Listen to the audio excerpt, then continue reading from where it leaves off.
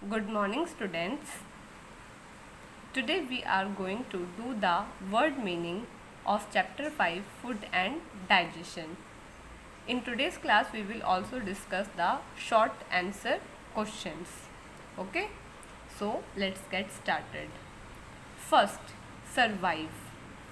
Continue to live or exist, especially in spite of danger or hardship.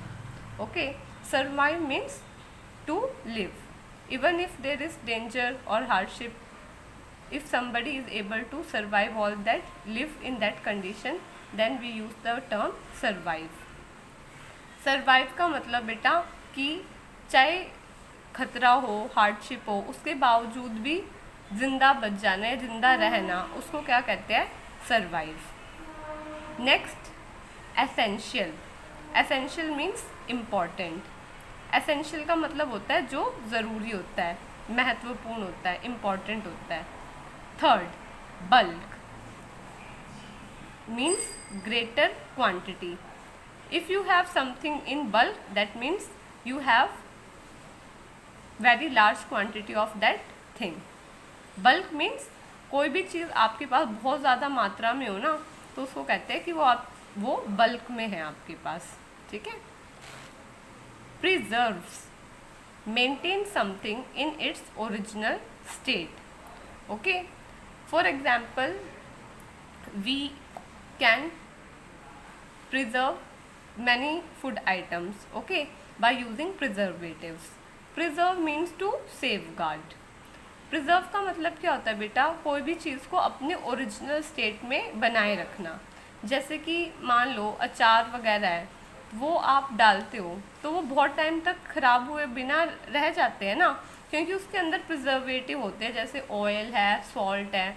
तो preserve का मतलब क्या होता है? किसी भी चीज़ को ओरिजिनल स्टेट में बिना खराब हुए बचा के सेफ रखना.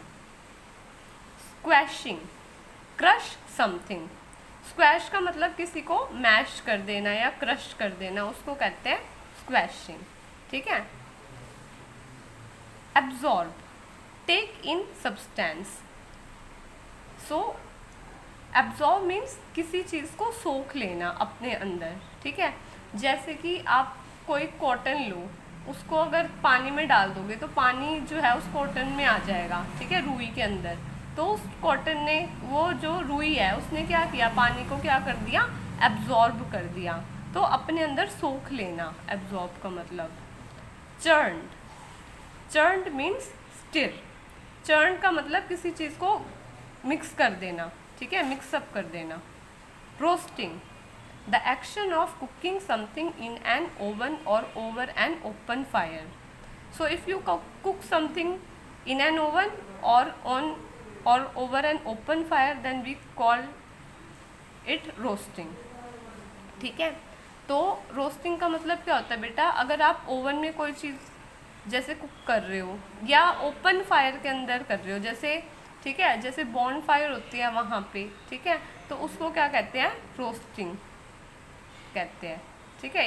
जैसे अलग अलग तरीके होते हैं ना खाने बनाने के, उसमें जैसे स्टीम करके बनाता है कोई, जैसे मोमोज वगैरह स्टीम में बनते हैं. ठीक है. और कुछ चीज़ें डीप फ्राई बनते हैं, जैसे पकोड़े वगैरह हो गए. ऐसे रोस्टिंग भी एक मेथड ऑफ कुकिंग है. ठीक है. Now moving on to question answers. Short question and short answer questions. First, name any two food items which are rich in carbohydrates. So you can write any two example of those food items which are rich in carbohydrates. Carbohydrates is a kind of nutrient. So answer, potatoes and bread are rich source of carbohydrates. So two examples are potatoes and bread. They are rich source of, they are very rich in carbohydrates.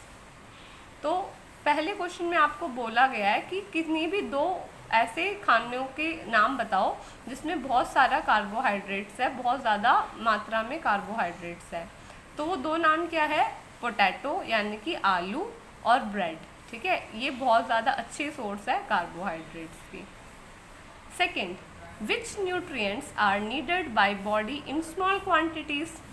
So you have you know all the nutrients like carbohydrates, protein, fats, vitamins and minerals. So you have to tell which are the nutrients that are needed in small quantity. Answer: vitamins and minerals are the nutrients needed by body in small quantity.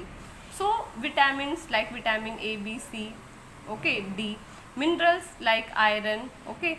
So iron, iodine, all these are minerals. So they are required by body only in very small quantity. तो आपको वो nutrients बताने हैं बेटा जो आपकी शरीर को बिल्कुल थोड़े से मात्रा में चाहिए.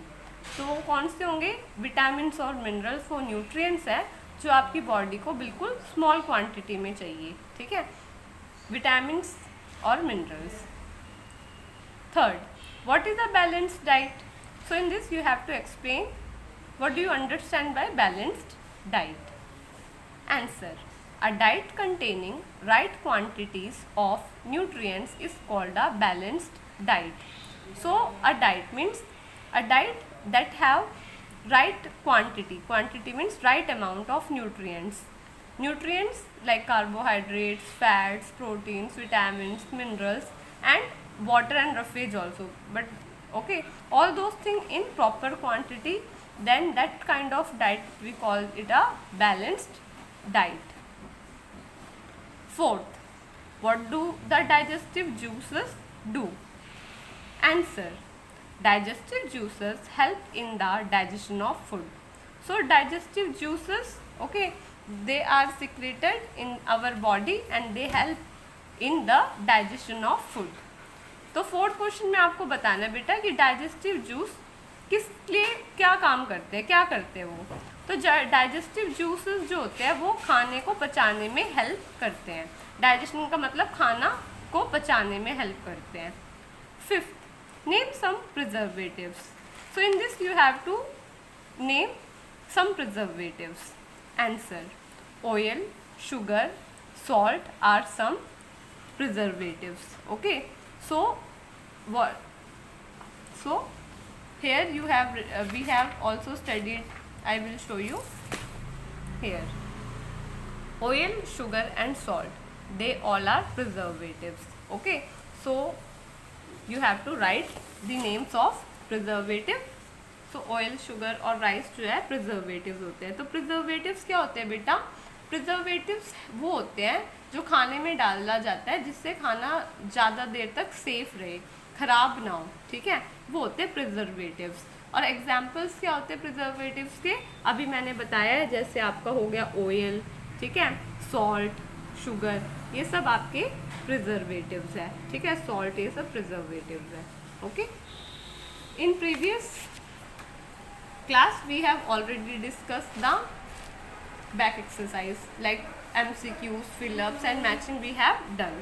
So in next class we will do the long answer questions. Okay, so I hope you understood today's class. Thank you so much. Have a nice day. Bye.